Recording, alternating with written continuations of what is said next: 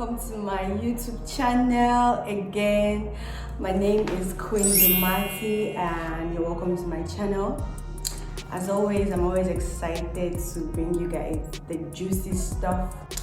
So yes, welcome. I'm always very excited to shoot a video because why not? Why not?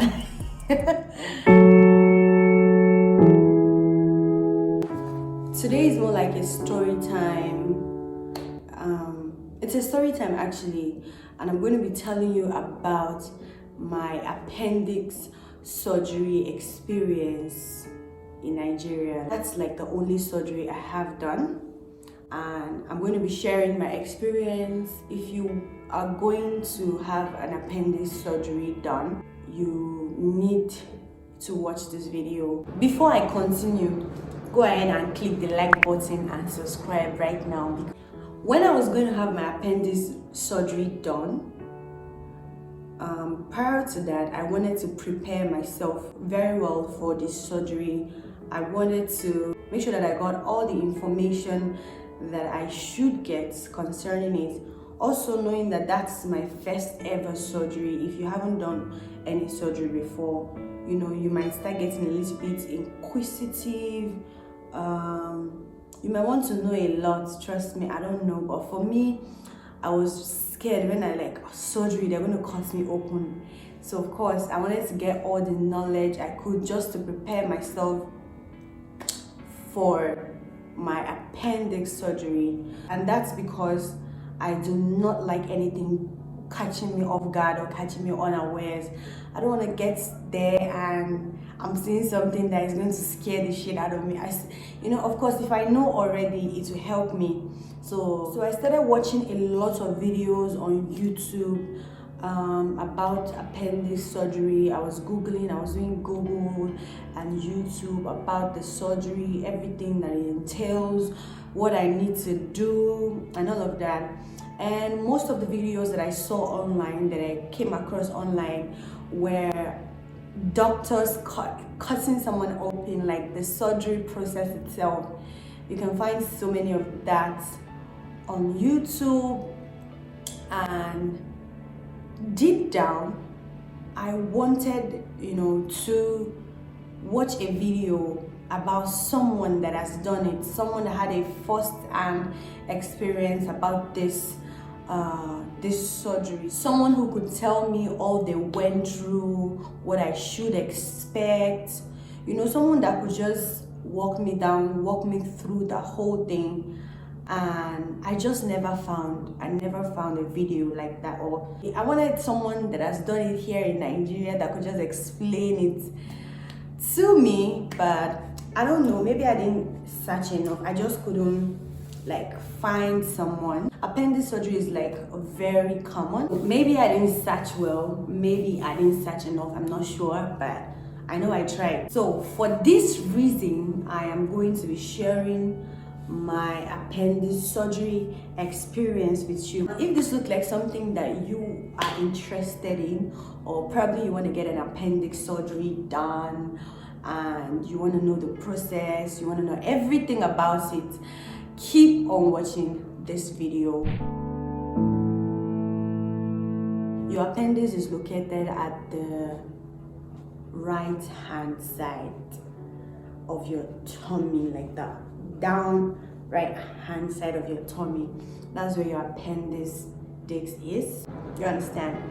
And everybody has an appendix, so if they cut it out, it is over. Nothing is going to happen again. You're not going to be feeling pains down, except it's something else. An appendectomy is going to be carried out on you if you have appendicitis, you understand? Appendix is normal, everybody has appendix, but sometimes an appendicitis is when your appendix is inflamed, it has grown bigger, and if you don't do the surgery, if you don't go and remove it, it could burst and lead to death, you understand?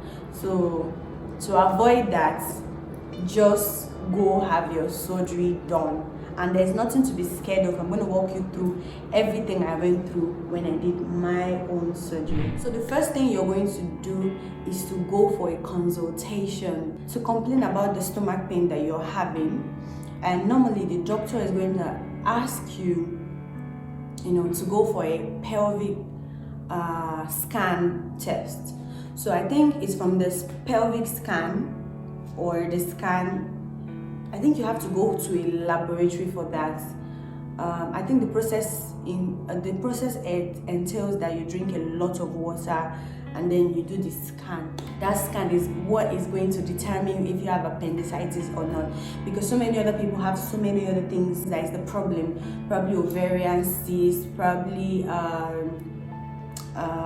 fibroid, or whatever it is that is wrong with your tummy, with your stomach, sorry. So you need to go for consultation, and the doctor is going to refer you to where you can have a scan done around your pelvis area. So it's the scan that's going to ascertain if you have appendicitis or not.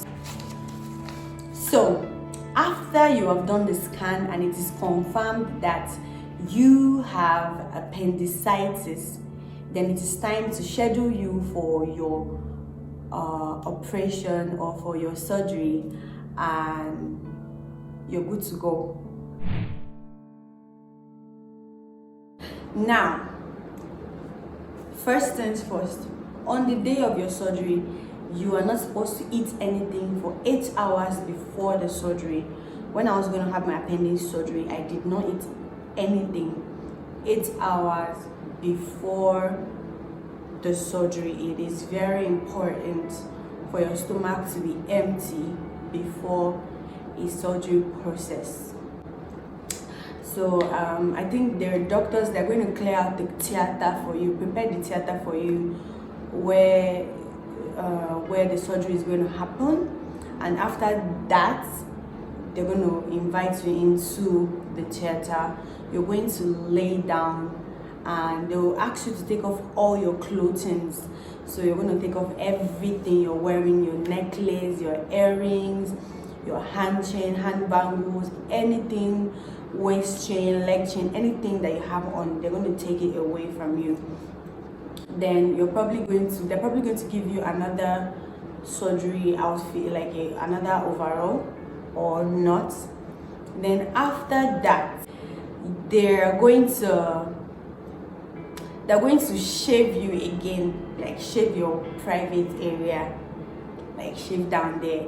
So even if you've had a clean shave before, they're going to shave you off again. I don't know why they do that. I think that one is medical, I don't know.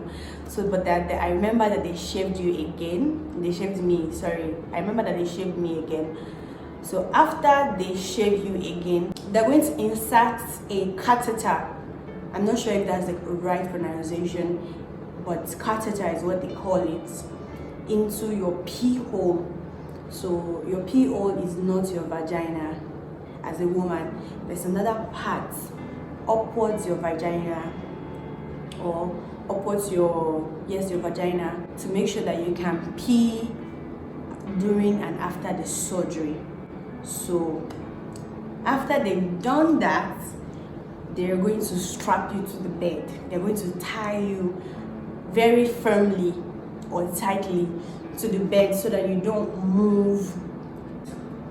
Now, after they have done that to you, it's time for the surgery. So they're going to give you anesthesia, so something to make you sleep during the surgery. By the way, the anesthesia is an injection. They're going to inject it into you, probably inject also some pain relief and anything that is going to actually make you feel very relaxed before the surgery. They're going to give you all of that. They're going to give you a shot of it. Now, probably if the surgery is going to last for an hour, for example, they're going to give you something to make you sleep for an hour. You understand? But you never can tell. During the surgery, anything can come up, anything can happen, maybe complications or anything.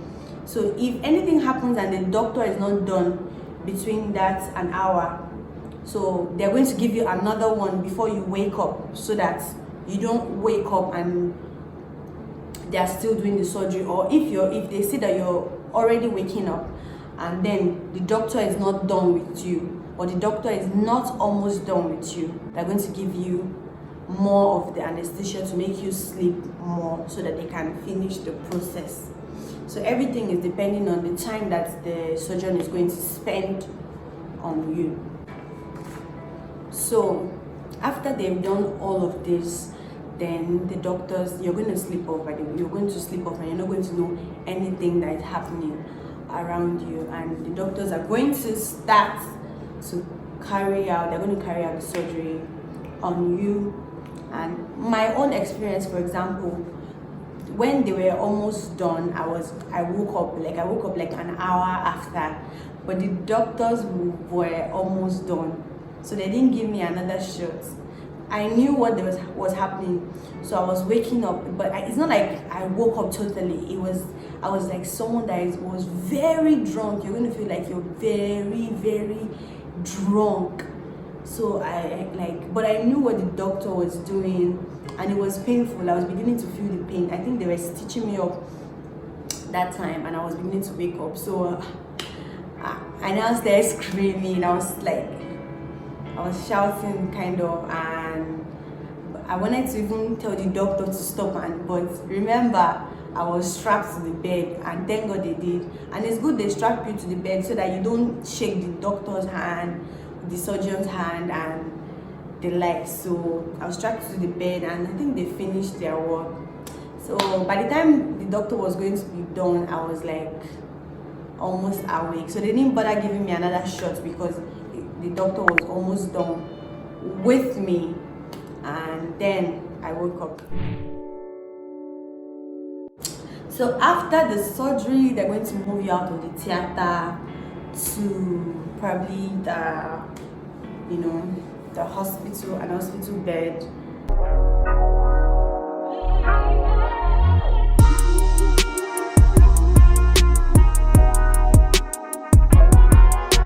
Then they are going to start giving you loads of pain reliefs, and trust me, it is painful. Like immediately they are done with the surgery and they move you. In fact, you won't be able to move your body.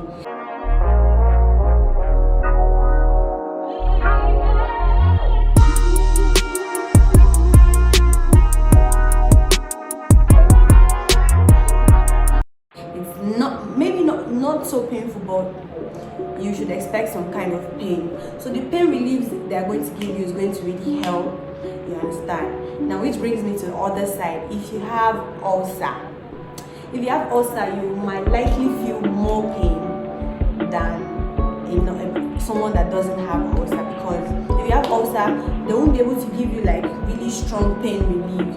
Like I had ulcer, so they couldn't give me like very strong pain relief. So they were giving me mild pain relief, because if I take anything too strong, it will upset me and I cannot eat. So then they're going to give you mild pain relief, and if they're giving you mild pain relief, you're going to feel more pain than somebody that is taking a very strong pain relief. So you're going to be taking pain relief morning, afternoon, night for maybe 3 days or more. You understand? So then, aside the pain relief, you will not be allowed to eat anything at all after the surgery. So you're not allowed to eat for a day and a half or 2 days, depending on your body system. So like I wasn't allowed to eat until you fat or pass gas. So until you pass gas or fat, you will not be allowed to eat. This is to make sure that your bowel movements are normal. I think in my own experience, it was after a day and a half, you understand, after 2 days, that I passed out gas, and they had to actually give me something to speed it up. You understand? I took menthol sweet, like 5 packs of menthol sweet. I was licking it.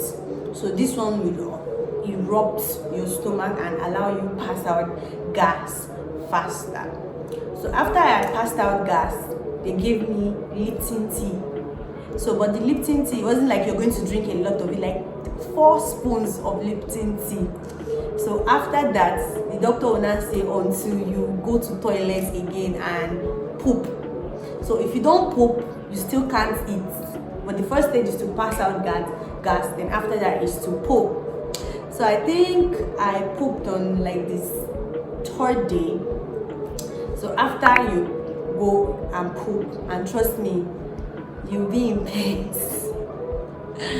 So after I pooped, then I started drinking pap little by little. You start with pap, then maybe you start with really soft food and the likes.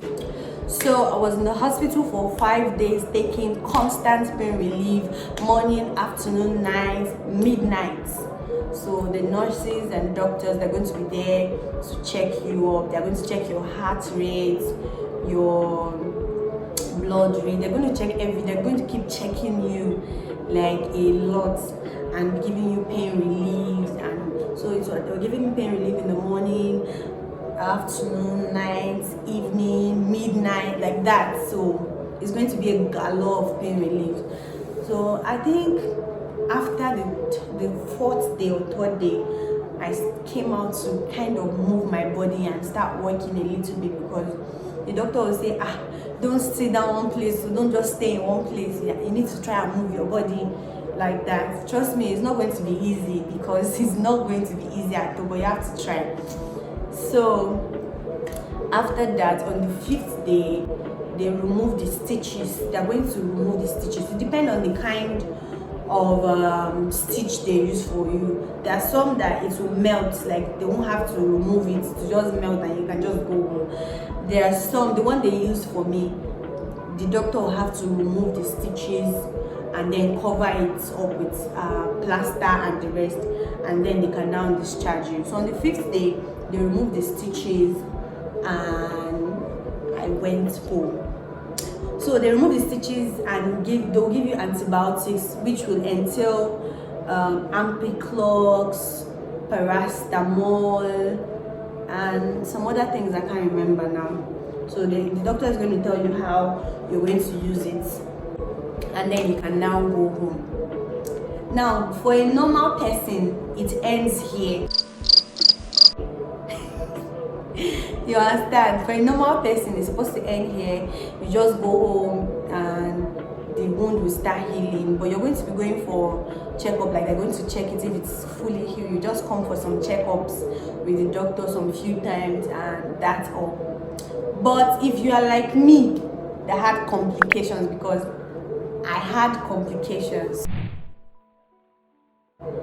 After 3 days that I got home, I started noticing pus out of the coming out of the incision area. Your incision area is where they cut out to do the appendix. So I started noticing pus coming out of the incision area. So and it was much. It was much. So by the time I noticed that, I ran back to the doctor. I ran back to the hospital, and the doctor found out that it has been infected, and it was because they opened it too fast. Now, the doctor thought it had totally healed and it was fine to remove it. Sometimes your skin can be very complicated, and the doctors have no power over that. So I went back to the hospital. They saw it. Immediately they saw it, they started shouting secondary sutures. Like, secondary suture means that they are going to sew you up again. Like, they're going to stitch it again, because it had been bringing out pores and it has opened again. Like, the place has opened. So they had to stitch it again. I think I'm going to insert the picture of it. Viewers' discretion is advised. So I'm going to insert the picture here. So I had secondary suture, and then they recommended a stronger antibiotics for me. So I think they gave me Bisham Ampiclos, and some other drugs. So I think after I started using it, I'm allergic to Bisham. You might not be. It's very strong. So I used it for 3 days. I was stooling and vomiting for 3 days straight. It was terrible, but it later worked. So as time goes on, the stitch, the place started healing. So I'm going to insert picture, and I think it started healing, but the incision area wasn't looking that good. So I was going to the doctor for dressing. The dressing entails that they're going to pour, spirits, isopropyl spirits. They're going to pour spirits, clean it up with a lot of things, and you'll be coming here like every 2 days for the cleaning. Every 2 days they'll just be cleaning it and cover it. They'll clean it and cover it, clean it and cover it. So I was going to the doctor till I got tired of going to the doctor, so I started cleaning it by myself at home. With the doctor asked me to get isopropyl spirit. Everybody knows what spirit is. And then you also get Isol. That Isol has like A and B inside it that you're going to mix together. Then honey is very good to heal wounds and enhance the look of it. Also, it also makes the place lighten up if it's looking very black. You understand? And it also has some antioxidants that help to heal your wound. So then cotton wool, neat cotton wool, and bandage. So you're going to get bandage also. You're not allowed to touch the incision area with your bare hand, so you have to wear a glove. Remove the bandage and always clean it. You clean this area and then you cover it back with bandage, not cotton wool. You cover it back with bandage. So I was doing that for a month or 2. There are some places in the incision area that refuse to close up. They took quite a while to close up. This also absolutely depends on your body type. Some people, your body heals faster, some don't. Some part of your body, some of us that have fats, your body might have like a lot of fat and it might not want to heal fast and all, but it did heal. Like after a month plus of me treating it myself, I'm going to insert the picture of when it has healed and what it looks like right now.